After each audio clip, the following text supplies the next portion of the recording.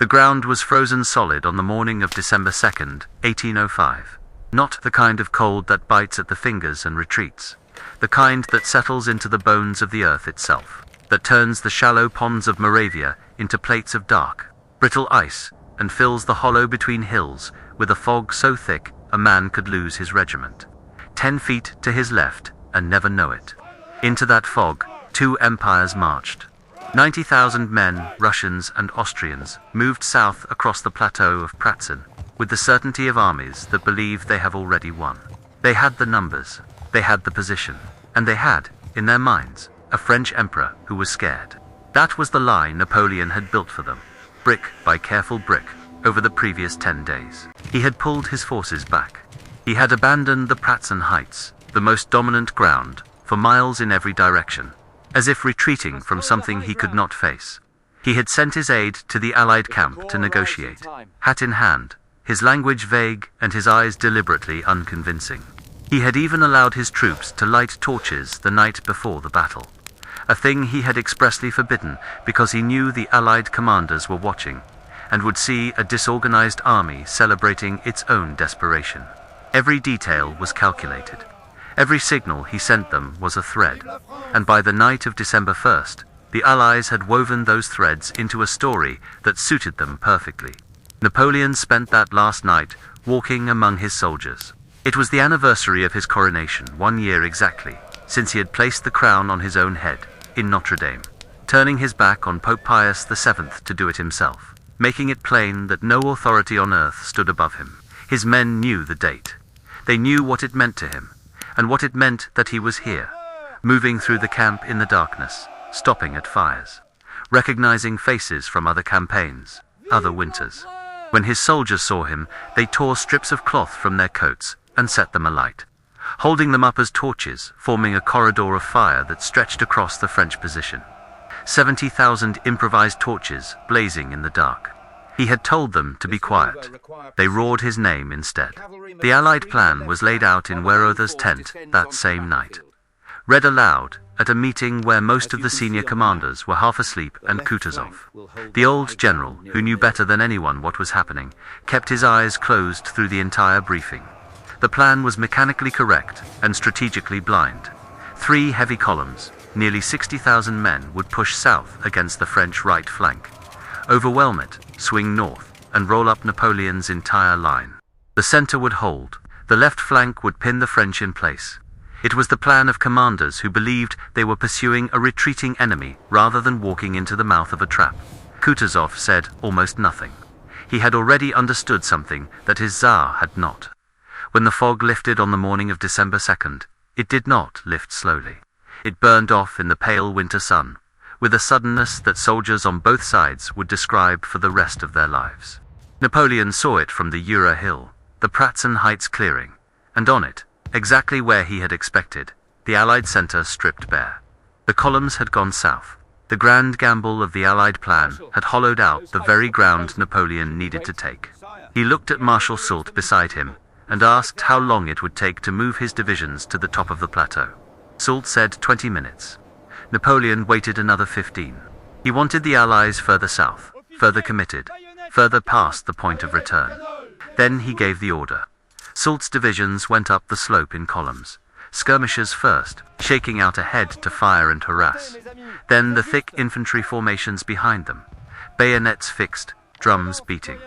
The Russian troops on the plateau were not the veterans from the south. They were green regiments, placed in the center because the center was supposed to be safe. When the French infantry crashed into them at the top, the rout was nearly immediate. The Russians broke and ran. Their general tried to redirect his best units into the gap, and for 2 hours the fighting on the Pratzen Heights became something medieval men at arm's length. Muskets fired into faces, cannon unlimbered and discharged at ranges where you could see the gunner's expression before the shell left the barrel. The French took the heights. The Allied army had been cut in two. To the south, the villages of Sokolnitz and Telnitz had become abattoirs. The Allied columns, massive and confident, had driven into the French right flank and taken the villages, just as planned. What the plan had not accounted for was Devout. Marshal Louis Devout had marched his corps 110 kilometers in 48 hours over frozen roads to reach Austerlitz in time, a feat that would have been considered impossible by any reasonable military standard. His exhausted men arrived at the southern flank just as it was about to buckle, and they fought with the particular ferocity of soldiers who know they have already done the impossible and are now simply being asked to do it again. They held, they pushed back. The Allied columns in the south, expecting easy success, ran into a wall that moved. On the northern flank, the cavalry fought in a way that cavalry almost never gets the opportunity to fight anymore. Charge after charge across open ground, French and Russian horsemen meeting at full gallop and locking together in churning, screaming masses of men and animals before separating and reorganizing and charging again. The ground shook with it. The French cavalry worked in tighter coordination with their infantry and artillery, using each arm to support the others in a way the Russian horsemen, fighting more independently, could not match. By mid-morning, the northern flank had held. The southern flank had held. And on the Pratzen Heights, Soult's troops now turned and began to descend toward the south, not retreating, but attacking. The Allied army was being compressed from three sides simultaneously. What followed in the southern ponds is one of those episodes of military history that loses something in numbers, but regains it in detail. The retreating Allied columns, cut off from the north by the French now holding the heights, tried to cross the frozen ponds of Sachin to escape. The ice held for a time. Then it did not. Men and horses broke through into water that was cold enough to kill within minutes, and the French artillery, repositioned on the heights above, continued to fire down into the chaos below. Estimates of how many drowned vary widely, and later investigations suggested the number was far lower than the stories that circulated afterward.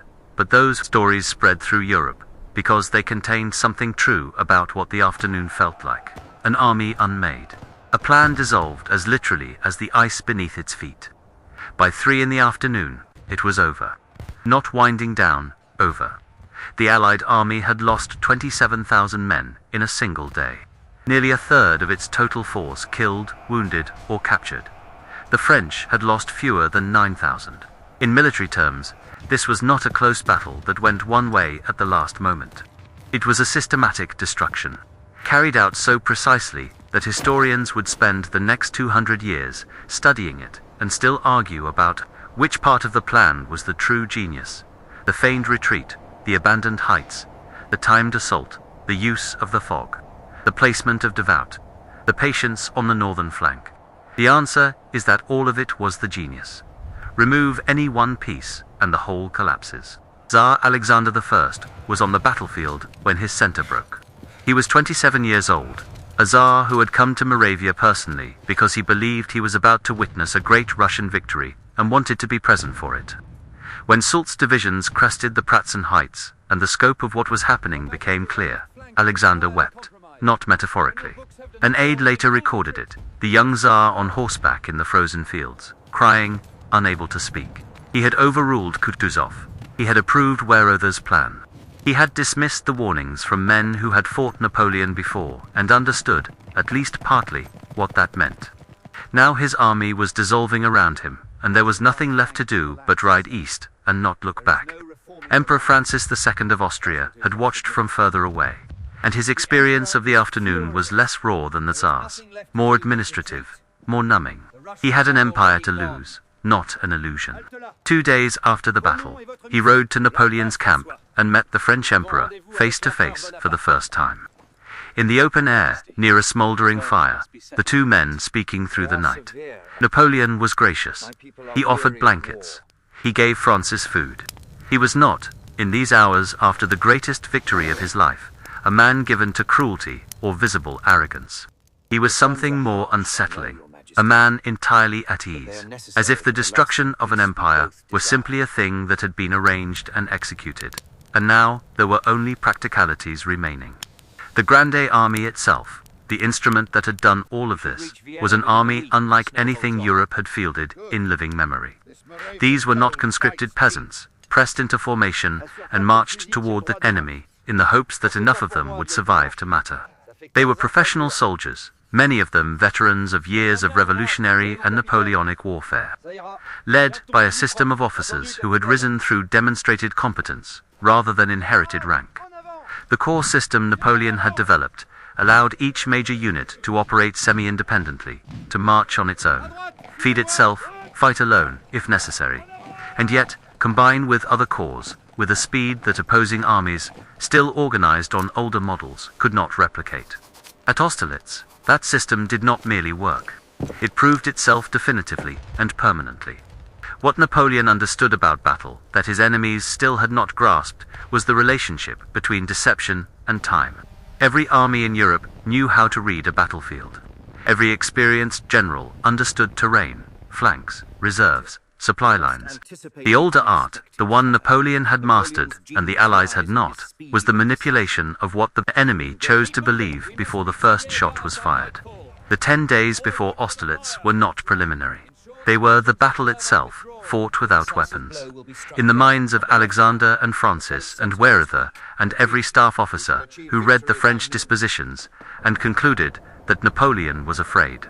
By the morning of December 2nd, the real fighting was almost a formality. The enemy had already lost. They simply didn't know it yet.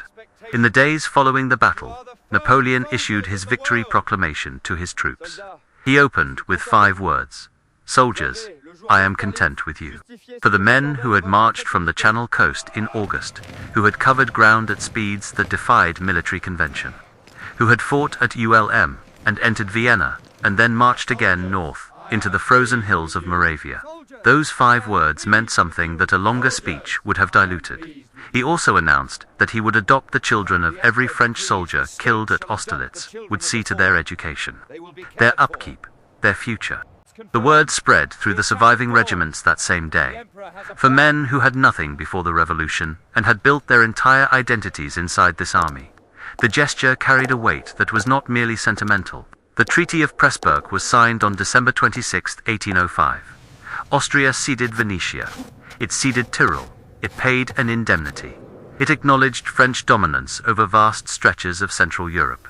Within the next 8 months, the Holy Roman Empire, a political structure that had existed in some form since the year 800, that had survived the Black Death and the Reformation and the 30 Years' War, dissolved. Emperor Francis II relinquished the title of Holy Roman Emperor in August 1806 and became simply Emperor of Austria. The empire that Charlemagne had imagined as the political vessel of Christian civilization in the West had been effectively ended by one cold morning in Moravia, by one battle that lasted roughly 9 hours. What Prussia thought, watching all of this, was a study in the paralysis that attends overwhelming evidence. The Prussian government had been close to joining the Third Coalition in the weeks before Their army was large, their cavalry respected, their generals heirs to the tradition of Frederick the Great. They had wavered, and then they had waited, and then the battle happened, and in the silence that followed, Prussia did nothing. There would be time later. Minus 1806 was coming, and with it, Jena and Auerstedt, and a Prussian humiliation that would make Austerlitz look almost gentle by comparison. But in December 1805, Prussia simply looked at what had happened to Austria and Russia in a single day and went very quiet. The battlefield itself grew still in the days after. The frozen ground held the dead where they had fallen, in the villages, on the heights, in the ponds that had cracked and refilled and frozen again over the bodies that had broken through. French soldiers moved through the debris of the Allied army, discarded weapons, torn flags, thousands of items dropped by men in the chaos of retreat. They recovered 45 captured flags and nearly all of the Allied artillery. Devout's men, many of whom had barely slept in 4 days, lay down where they stood and did not move for hours. On the Jura hill, where Napoleon had watched the entire battle unfold, the frozen grass was marked by the boots and stuffs of the men who had stood there, and the view from that hill south across the plateau and down to the ponds was the last thing many of them would describe in old age, on quiet evenings, long after the wars were done.